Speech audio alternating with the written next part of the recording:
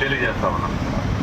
ఈ విధంగా టెన్షన్ తగ్గించడానికి కూడా మనం చేస్తున్నటువంటి సందర్భంలో జాతీయ స్థాయి ఉద్యమం చేసిన తర్వాత ఈరోజు ఏ రాష్ట్రంలో ఎంతమంది ఉన్నారో ఎంక్వైరీ చేస్తా ఉన్నారు.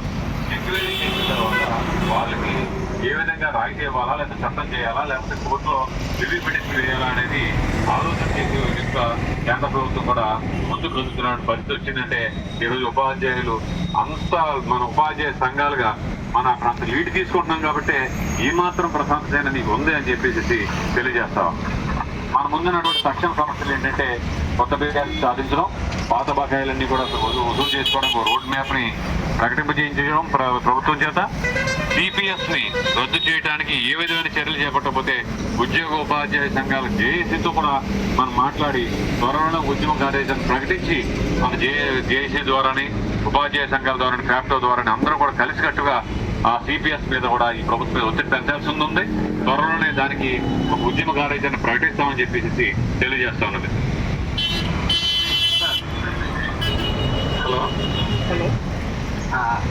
చూడండి, టైగర్ మళ్ళీ